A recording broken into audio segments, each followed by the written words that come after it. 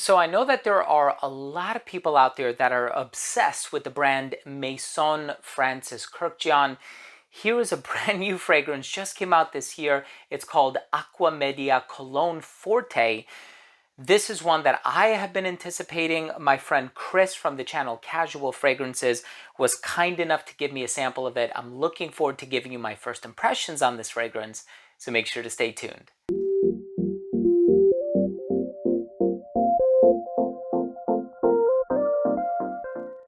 Now, before I begin today's episode and I give you my thoughts on Aqua Cologne Forte by Maison Francis Kurkdjian, this is a brand new fragrance, just came out in 2023, very bright, juicy, zesty, citrusy, perfect for the summertime. I do want to start the video off first by saying that if you're a fan of fragrance-related content, please do consider supporting the channel by subscribing to it.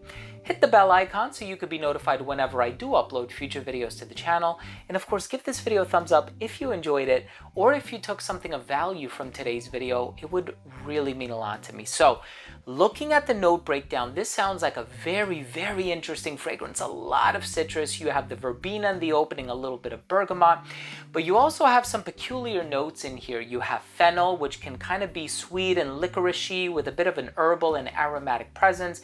You also have a little bit of hedione. Hedione is a fixative in fragrances. It can also be used as a solvent to basically cut the formula. And basically what it does is it has this pheromone-like effect. They did a lot of studies on it, and it triggers the pleasure centers of the brain.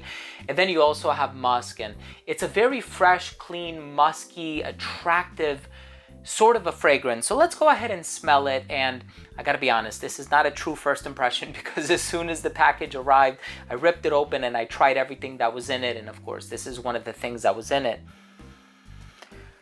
Wow. So I sprayed this about 15 to 20 minutes ago as I was getting ready to shoot this video, and I got this burst of bergamot in there. The bergamot, the verbena, it's so bright, and whenever I think of verbena, I think of Green Irish Tweed by Creed, and this actually doesn't smell anything like Green Irish Tweed. As a matter of fact, on the contrary, it smells like some other citrus heavy fragrances, specifically some bergamot heavy fragrances that I have in my collection. One, Neo by Xerjoff, Tangerine Boy by Fleur, Navus by Navitus Parfums. And it also smells, believe it or not, just a tiny, tiny bit like Uncut Gem by Frederic Malle, without that heavy musk and with all the static in the opening.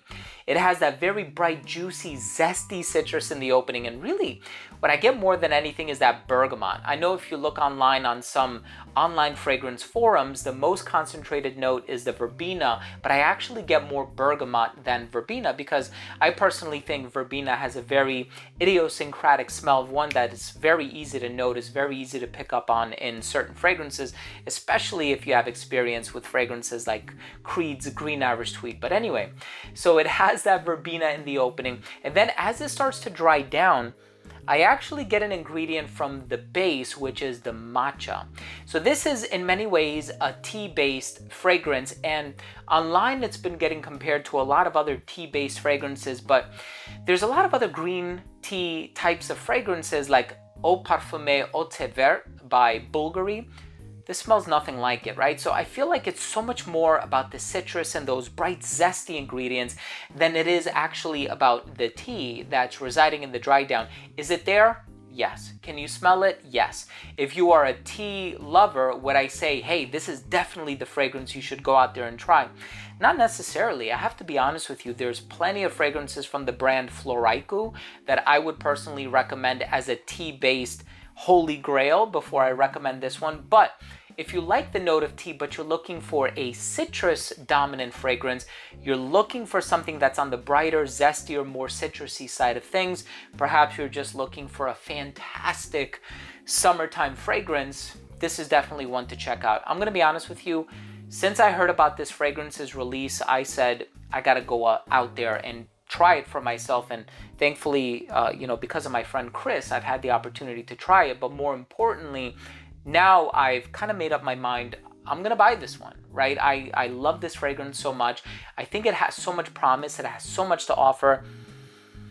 25 minutes into it and the citrus is still booming and it's still radiating off this blotter, and it's just so beautifully done in terms of the composition, the way the ingredients are kind of paired together, and the musk is very clean. I think it's going to give it a really nice finish. I would imagine longevity wise it'll probably give you somewhere in that 6-hour range. I don't think it's going to be really long-lasting fragrance. I think in terms of projection is going to do fantastically well, because like I said, I did spray it quite a number of times and I ended up getting really good performance from it. But I am really impressed with the way that this fragrance smells. The longevity might be a different story, but as far as it smells, I am really impressed. Francis Kurkdjian is such an amazing perfumer. I personally worked with him on a composition of my own, a fragrance called Imperial by Navitus Parfum, Empyreal, means pertaining to the stars, or it can even be used as a synonym for the word celestial or heavenly actually. But this is a beautiful fragrance. Francis Kurkdjian did an amazing job, and I can't tell you how excited I am to add this to my collection. The only onus or thing that I'm feeling, this impulsive feeling that I have at the moment, is I need to get it now because it's a great summertime fragrance.